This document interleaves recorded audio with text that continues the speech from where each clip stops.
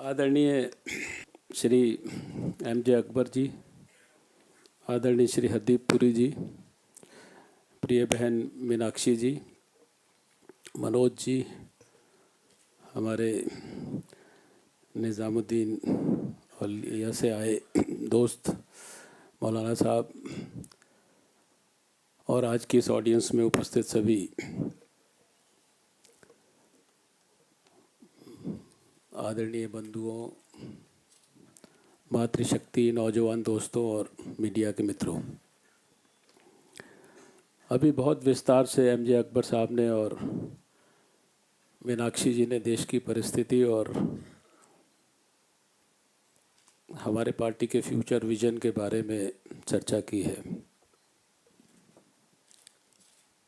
मैं बहुत संक्षेप में, even at the cost of repetition, जो मुझे लगता है आज की परिस्थिति में ठीक कहा है एम.जे. अकबर साहब ने कि ये 2014 का चुनाव साधारण चुनाव नहीं है।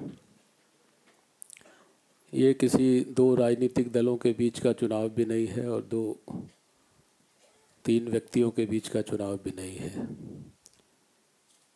ये वास्तव में भारत की अस्मिता की रक्षा से जुड़ा हुआ चुनाव है और इसलिए इस चुनाव में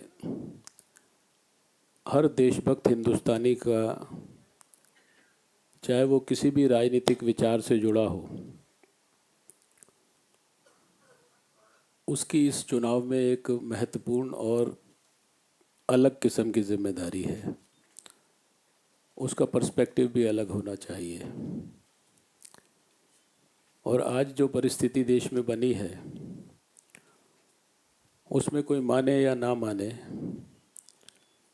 ज़मीन की हकीकत यह है कि श्री नरेंद्र मोदी जी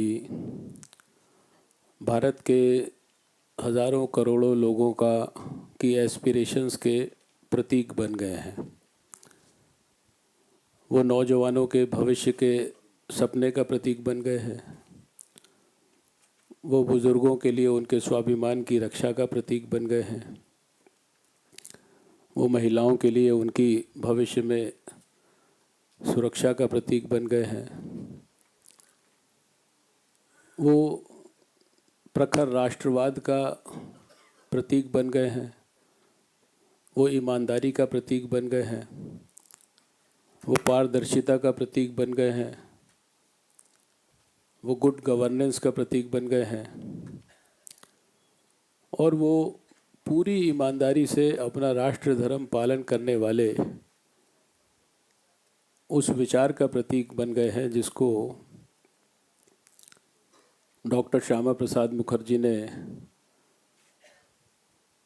देश की आज़ादी के कुछ ही समय बाद अपने बलिदान से पोषण किया, जिसको आगे बढ़ाने के लिए दीनदयाल उपाध्याय जी ने अपना एकात्म मानववाद उसके साथ जोड़ा और जिस विचार को लेकर अटल जी और अडवाणी जी ने सारे देश के अंदर एक राजनीति के क्षेत्र में भी ईमानदारी से राष्ट्रवाद सबसे महत्वपूर्ण है, बाकी सब कुछ सेकेंडरी है, इस विचार को पुष्ट करके दिखाया। वो उसी विचार के भविष्य के सपने का प्रतीक बन गए हैं। आज इसमें कोई दो मत नहीं कि जो सरकार देश में काम करती है वो 10 वर्ष से शासन में है। वो उन लोगों की है जो कहते हैं कि हमने स्वतंत्रता संग्राम में बहुत महत्वपूर्ण भूमिका निभाई, लेकिन इसमें भी कोई दो मत नहीं कि वो आज केवल भ्रष्टाचार और घोटालों के प्रतीक बन गए हैं। अगर इसको इस तरीके से स्मरण करने की कोशिश करें कि जब भारत के पहले प्रधानमंत्री जवाहरलाल नेहरू जी थे तो 1948 में जो उनके ज़माने में घोटाले हुआ करते थे, वो 30 करोड़ के होते थे, वो जीप स्कैंडल के नाम से जाने जाते थे। लाल बहादुर शास्त्री जी का थोड़ा सा समय छोड़ दें तो फिर इंदिरा जी का ज़माना याद करिए तो हम लोगों को 60 लाख का नागरवाला कांड याद आता है।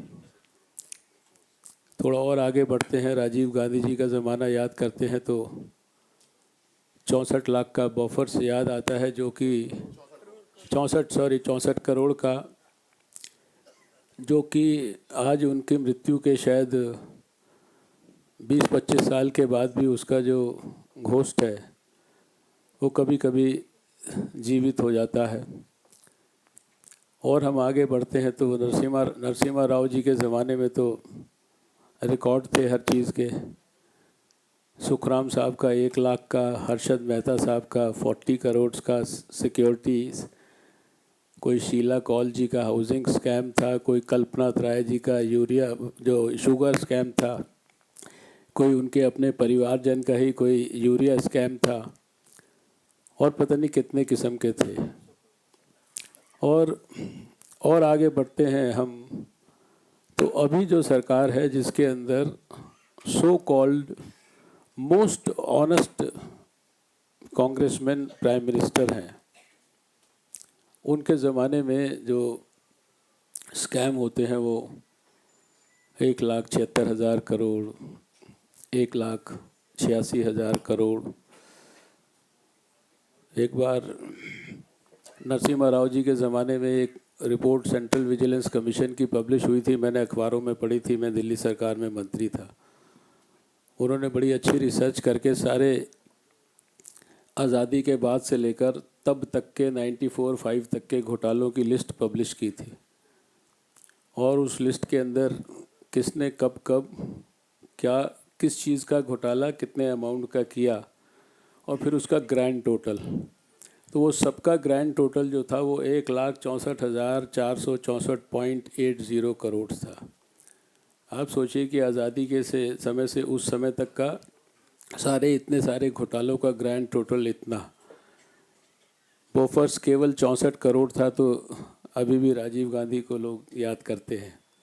तो अभी इनका जो अमाउंट है कितना चल रहा है, और क्या जिस कांग्रेस के ये आज के कांग्रेसमैन वंशज हैं, जिस स्वतंत्रता संग्राम की ये बात करते हैं, क्या देश में कहीं पर भी हमें लाला लाजपत राय की, लोकमान्य तिलक की, महात्मा गांधी की, सरदार पटेल की, जवाहरलाल नेहरू साहब की, नेताजी सुभाष चंद्र बोस की, आप में से किसी को कहीं पूरे देश में ये कांग्रेस नज़र आती है?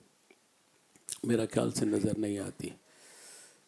आज जो लोगों को नरेंद्र मोदी जी के राज में खाली कोई फूड की सिक्योरिटी, रोटी कपड़ा मकान खाली नहीं, अभी इनके पिछले 10 साल के राज में जो फ्रीडम ऑफ एक्सप्रेशन है उसकी जो सिक्योरिटी, जो सबसे महत्वपूर्ण सिक्योरिटी होती है, उसके ऊपर भी इन्होंने बहुत सारे प्रश्न चिन्ह लगाए हैं। इस देश का नौजवान भूला नहीं है कि जब फेसबुक और ट्विटर के ऊपर सोनिया गांधी जी के कार्टून बनने शुरू हुए तो कपिल सिब्बल साहब ने अपने दफ्तर में बुलाकर फेसबुक और ट्विटर के इंडिया हेड्स को किस प्रकार से फटकार लगाई थी। और उसके बाद फिर ये जो नेट ग्रिड और दूसरी योजनाएं प्रारंभ हुई हैं, जिनके माध्यम से शायद लंबी योजना तो यह है कि शायद कुछ समय के बाद आपका हर ईमेल, आपका हर टेलीफोन पर, मोबाइल पे किया जाने वाला कन्वर्सेशन, आपकी हर वह कम्युनिकेशन जो कि आप आज के मॉडर्न टूल्स से करते हैं, उस सब का उनके पास एक्सेस हो सकता है। और इस सब के सूत्रधार जो है कपिल सिब्बल साहब हैं, जो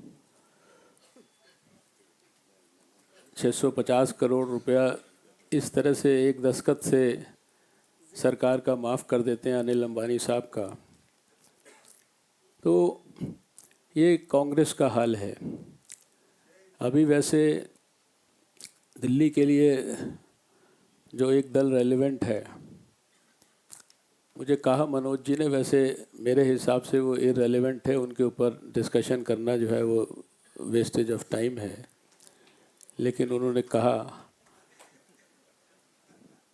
तो सिर्फ इतना कहूँगा कि आज उनके ऊपर बहुत गंभीर प्रश्न चिन्ह लगे हैं, उनकी देशभक्ति के ऊपर भी गंभीर प्रश्न चिन्ह लगे हैं, उनके विदेशों के साथ जो संबंध हैं और विदेशों की डिक्टेशन पर जो वो भारत में काम करते हैं, उनके ऊपर भी बहुत गंभीर प्रश्न चिन्ह लगे हैं।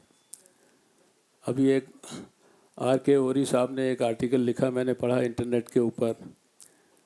पहले तो CIA के कनेक्शंस के बारे में बातें होती थी, लेकिन अभी उनके ISI के साथ कनेक्शंस के बारे में भी बातें इंटरनेट पर बड़े गंभीर लोगों ने गंभीर तथ्य देकर लिखनी शुरू की हैं।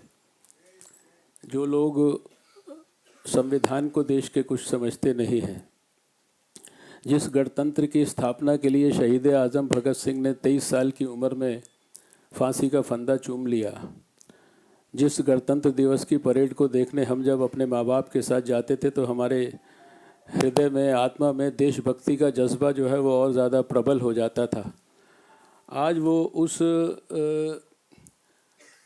गणतंत्र को VIP का तमाशा बोलते हैं।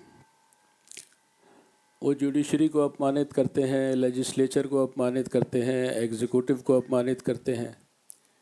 मीडिया जब उनको भगवान बना के दिखाता है तो मीडिया बहुत अच्छा है।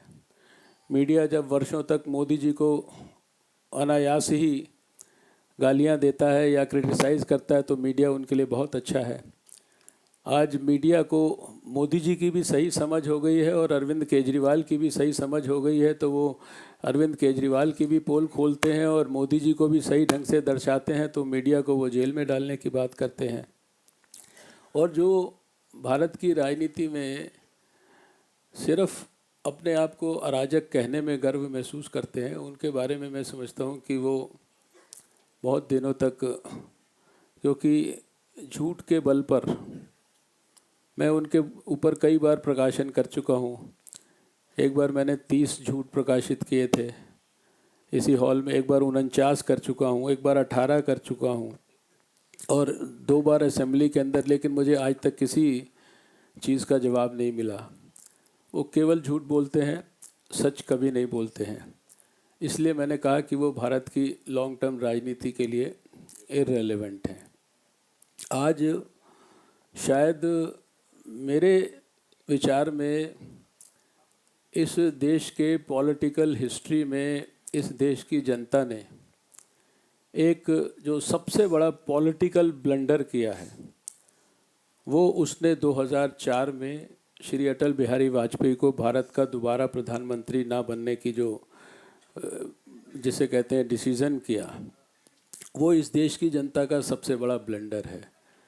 ये उसी तरह का ब्लंडर है जो 1945 में ब्रिटेन के लोगों ने विंस्टन चर्चिल को वहाँ हरा कर किया था, जिसको उन्होंने बाद में रिपेंट भी किया। और मुझे लगता है कि उस 2004 के ब्लंडर को, उस ब्लंडर के कारण 10 साल, जैसा अभी MJ अकबर साहब भी कह रहे थे कि 10 साल इस देश के लोगों को बहुत बुरी तरह से सफ़र करना पड़ा है।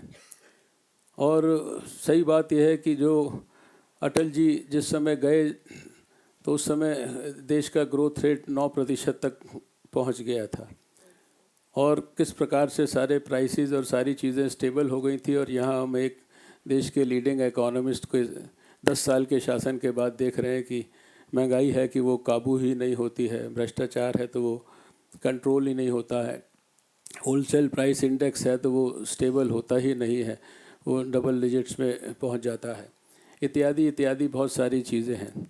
तो ये 2014 का चुनाव जो है, ये देश के लोगों के लिए अपने द्वारा किए गए 2004 के ब्लंडर को शायद एक प्रकार से उस जो गलती की उसको सुधारने का एक बहुत अच्छा मौका है, क्योंकि इस देश को अटल बिहारी वाजपेयी से अच्छा प्रधानमंत्री नहीं मिल सकता था। जो कुछ इस देश के लिए अटल जी ने किया वो इतिहास के अंदर हमेशा उनका नाम इज्जत से लिया जाएगा।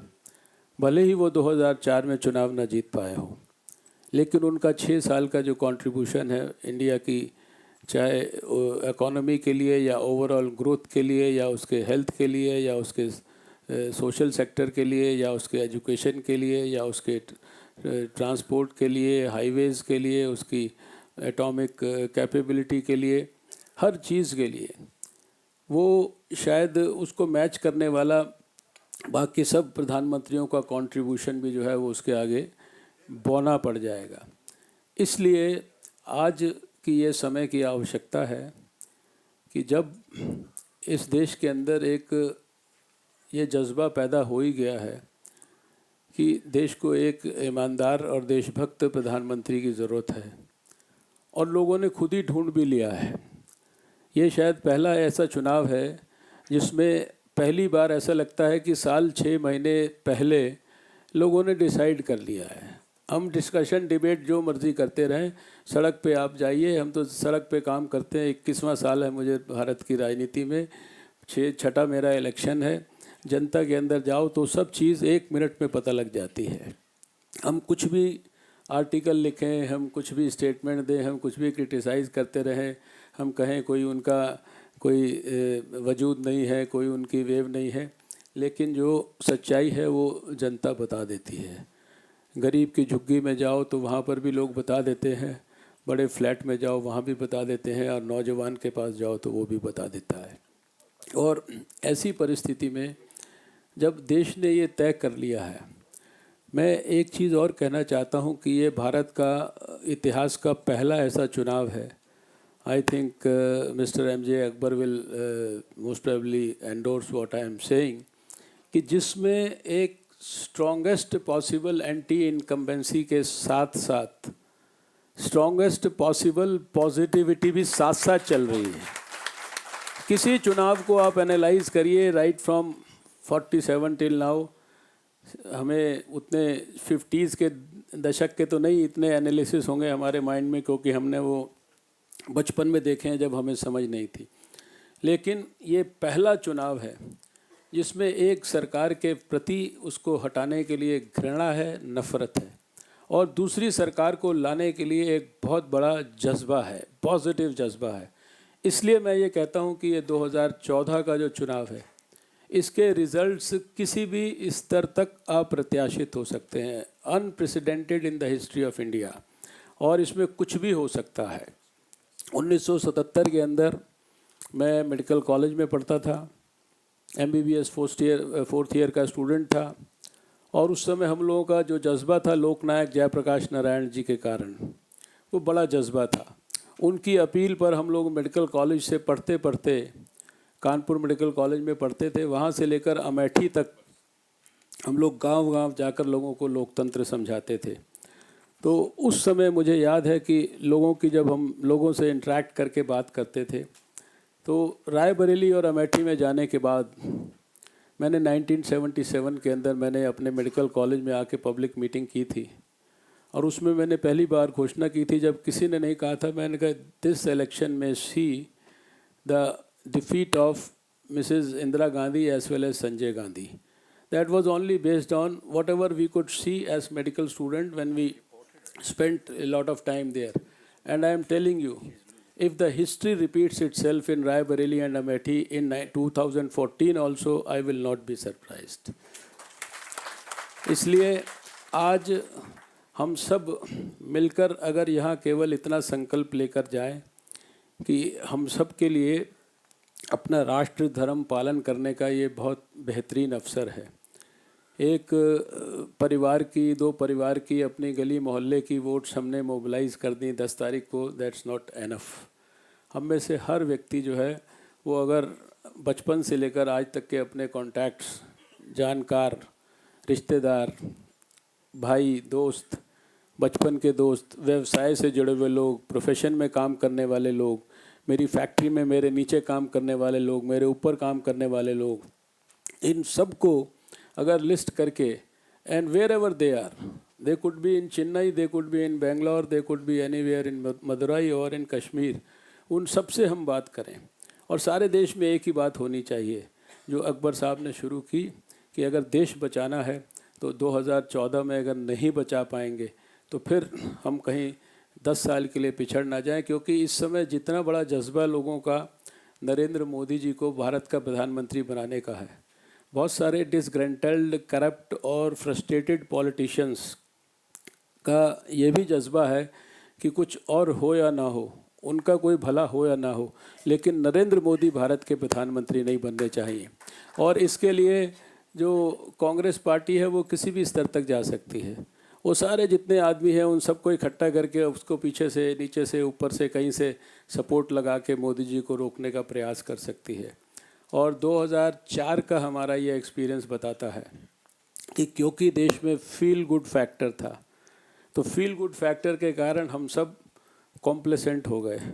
सब ने अपनी मेहनत में थोड़ी थोड़ी कमी छोड़ दी।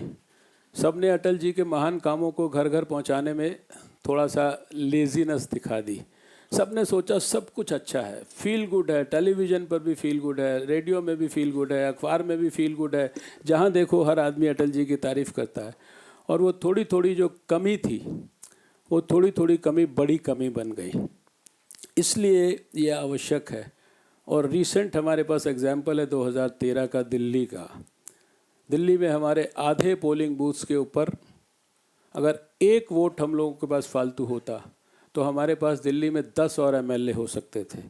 ये कोई, वैसे तो ये ब्लेसिंग इन डिस्गाइज हुआ, क्योंकि अगर ये ना होता तो 49 दिन की सरकार देखने को ना मिलती, और 49 दिन की सरकार देखने को ना मिलती तो देश जो है उसके लिए जो है, जो ठीक समय पर देश के सामने सही पिक्चर आ गई, ये बहुत अच्छा हुआ। I consider it as a blessing in disguise for the country.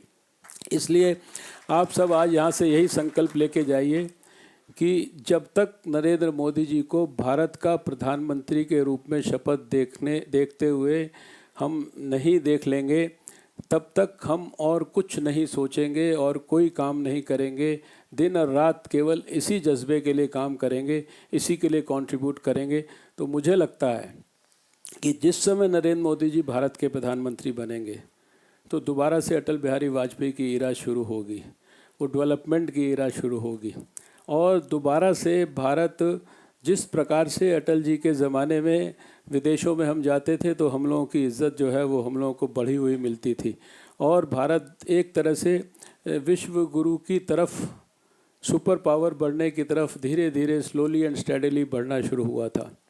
2014 के बाद वो जब इतिहास शुरू होगा तो आपको सबको इस बात का सेटिस्फेक्शन होगा कि इस इतिहास को बनाने में आपने भी आज के इस यज्ञ में कोई अपनी कंट्रीब्यूशन की थी, कोई आपने अपनी आहुति दी थी। तो आइए आज हम इसी तरह का कोई संकल्प लें। मैं आपको केवल इतना बताना चाहता हूं कि मैं 25 दिन से कैंपेन में हूं और सुबह 6 बजे से 12 बजे तक कैंपेन करता हूं नॉन स्टॉप, और मुझे ओवरवेलमिंग सपोर्ट का एहसास हुआ है समाज के हर वर्गों के लोगों से। और यद्यपि मेरे इलाके में शाही इमाम साहब ने अपील किया है जो मुस्लिम्स हैं उनको सोनिया गांधी जी के मिलने के बाद उनको सपोर्ट करने के लिए, वो मेरे व्यक्तिगत मेरे भी दोस्त हैं। वो जब मुझे पोलियो करना था तो मैंने उनकी बहुत मदद ली थी, मस्जिदों के माध्यम से मुसलमानों के जो बच्चे हैं उनको पोलियो ड्रॉप्स वगैरह दिलवाने के लिए। लेकिन मैंने ये देखा है कि जो जिस प्रकार से इवन मुस्लिम्स ने मुझे अपना स्नेह, समर्थन, आशीर्वाद पूरी कंस्टिट्यूंसी में दिया है, तो मैं इस कंक्लूजन पर पहुंचा हूं कि जो इस देश का मुसलमान है वो भी इस देश की विकास यात्रा के अंदर शामिल होने के लिए तैयार है। उसको भी ये समझ में आ गया है कि अगर इस देश के अंदर विकास की यात्रा के अंदर शामिल होंगे तो उसी के अंदर हमारा भला है, उसी के अंदर देश का भला है। इसलिए मुझे लगता है कि सब कुछ बढ़िया होगा। मीनाक्षी लेखी जी तो यहाँ बैठी हैं, हमारे जो बाकी 5 साथी भी दिल्ली में हैं। You will see that all 7 of us will come out victorious. Thank you so much.